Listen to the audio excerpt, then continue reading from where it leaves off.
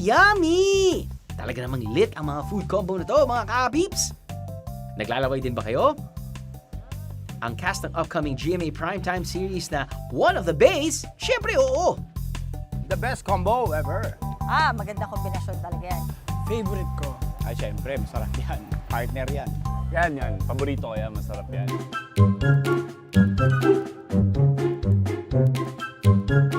Pero mukhang mapapasubo sila dahil ang yum naging weird real quick. Nag-survey kami sa netizens kung anong kakaibang kombinasyon ng pagkain ang trip nila. Sure kami na kahit kayo, mapapa, what?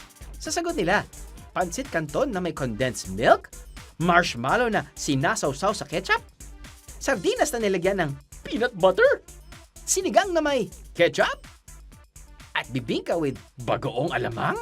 What is happening to the world? Ang businessman na si Crispin, iba naman ang ginawa niyang atake sa pagkain. Dahil ang kadalasang mainit na bulalo at ang malamig na ice cream, pinag-isa. Bulalo ice cream, anyone? Nakakita po ako sa isang magazine na may ice cream na ang flavor niya ay sili. Kaya naisipan ko naman po na ano kaya po at bulalo naman na ipe-flavor ko sa ice cream. At siya raw mismo ang gumagawa nito, ha? Ako lang po nag-imbento bago po ako natuklasan ng produktong tanawan. Tinitinda ko na po ito sa public market. Unique po yung taste niya. Lasang bulalo siya, na lasang cheese. Nalasahan ko yung sabaw ng bulalo. Ayon sa cultural studies expert, kanya-kanya raw talaga ang taste ng mga tao o grupo pagdating sa pagkain. Yung halo-halo mentality, yun innate, no? Intrinsic sa mga Filipino dahil doon sa availability ng lahat ng mga pagkain sa Pilipinas. Kapag tayo'y kumakain, may 5 taste sensations. Sweetness, bitterness, saltiness, sourness, at ang pang-5 lasa naman ay umami o sa Japanese ang ibig sabihin ay savory o di kaya malinamnam. Generally, ang hilig daw natin ay mag-combine ng iba't ibang mga lasa. Ano kaya ang masasabi ng ating Kapuso Stars sa ilang medyo weird food combos na to? Archie Alemania, Kenneth Medrano, Word, di ba word? Alam yung word? Sa Bisaya, word. Zion Reyes, Maureen Larazabal, at James Teng. Yummy yan para sa akin. Marshmallow muna tsaka ketchup.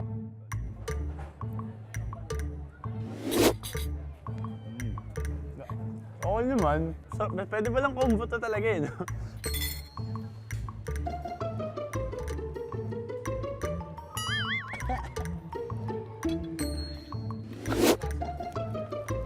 Pwede iluwa. Masarap. Sardinas na nilagyan ng peanut butter. Ito pang sinasa. Gara nilasa. Weird nga, no?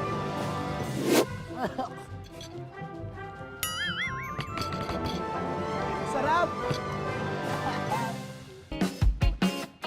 Ano kaya ang masasabi ng ating Kapuso Stars sa ilang medyo weird food combos na to?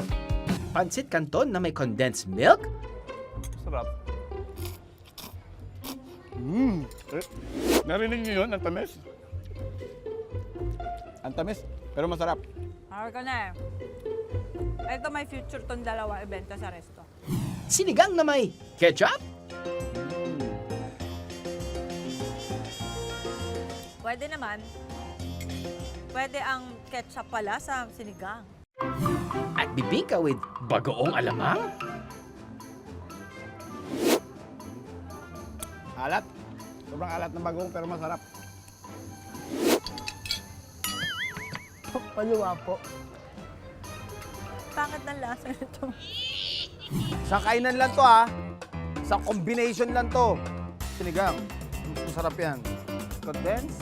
Okay lang. May sabaw ng sinigang. Peanut butter, condensed. Mas masarap yung combination gagawin ko dyan. Wow! Ginusto mo yan ha?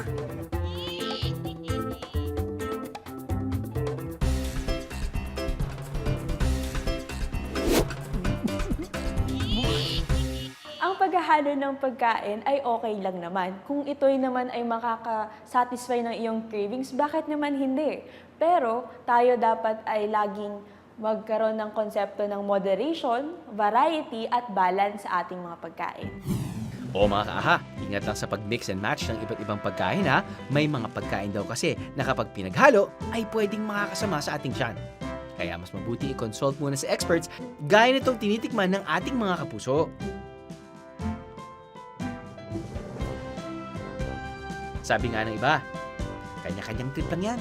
Basta tandaan lang, tuwing gustong mag-explore ng ating taste buds, alamin muna kung tiyan-friendly bago tikman. Aha!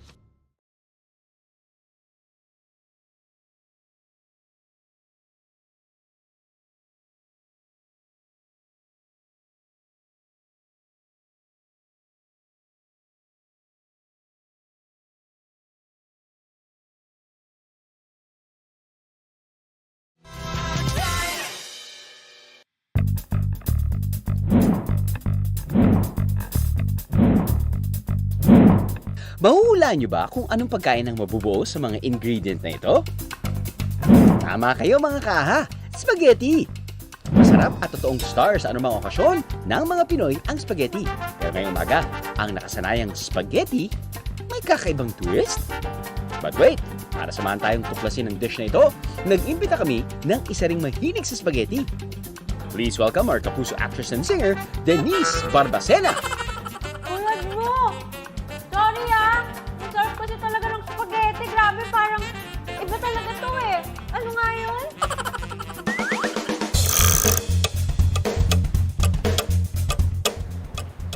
Onion ring.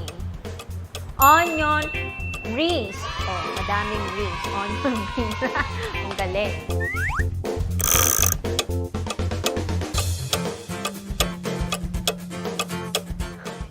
Popcorn!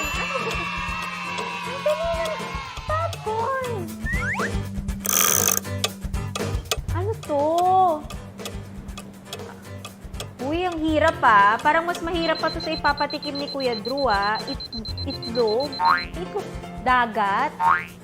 Uy, may itlog ba sa dagat? Ano yun?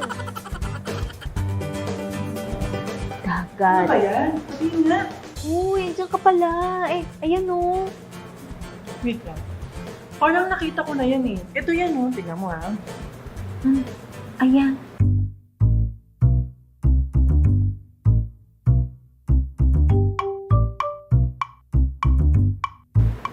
Ayan.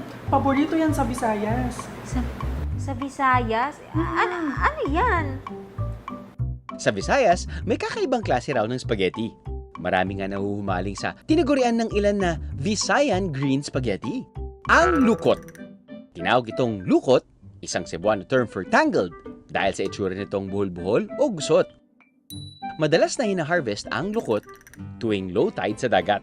Tinawag daw itong spaghetti dahil sa forma nitong mala spaghetti noodles in varying shades of green. Patagal na raw itong iniluluto at inihahanda sa iba't ibang probinsya sa Kabisayaan. Ang ilan pa, pinagsasaluhan nito, kilawin style, ang lukot salad.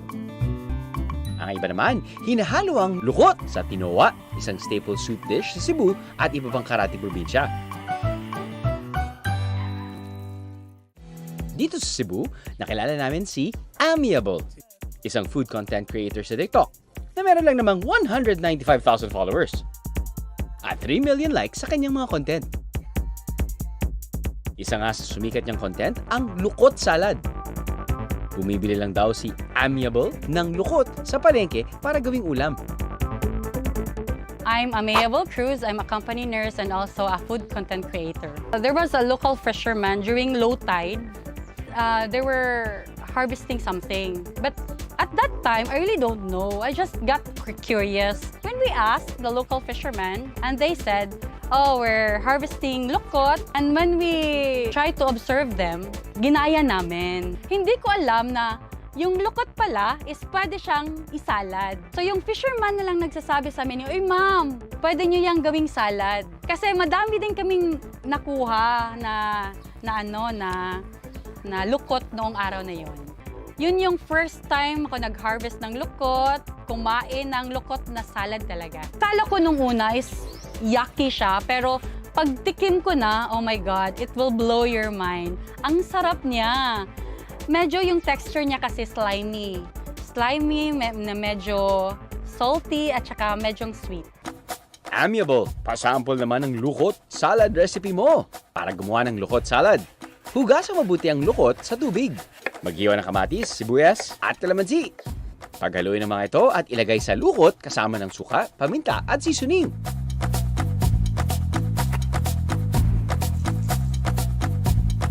Saka haluin.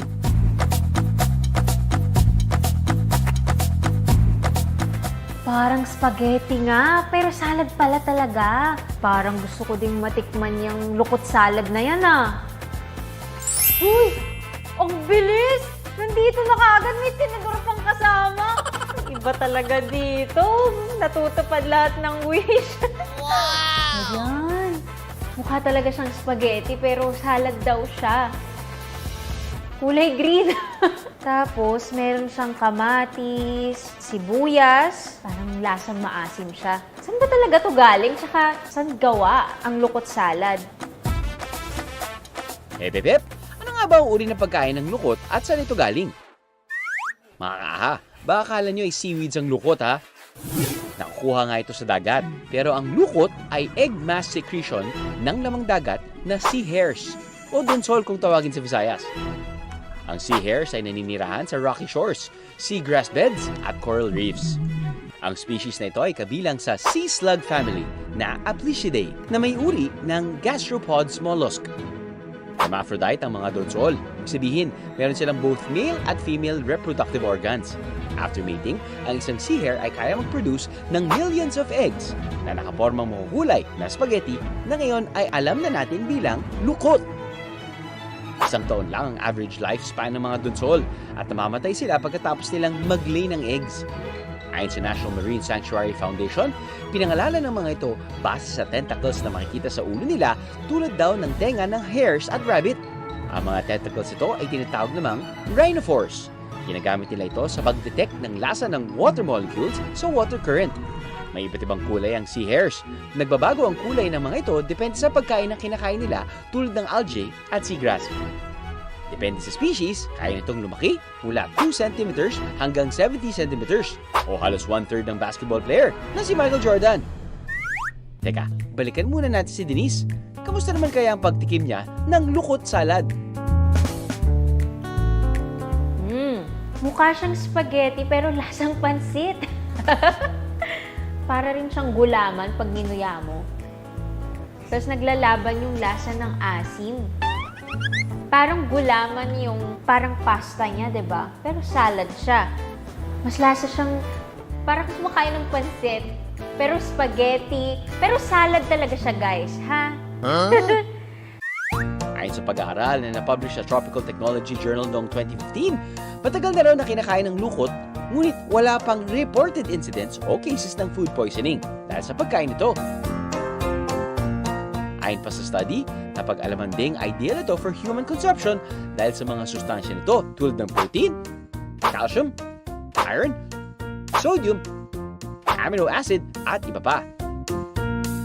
Sa susunod na handaan na inyong pupuntahan, kapag nakakita kayo nitong malaggreen spaghetti na lukot sa mesa, subukan niyo na rin tikman. Aha!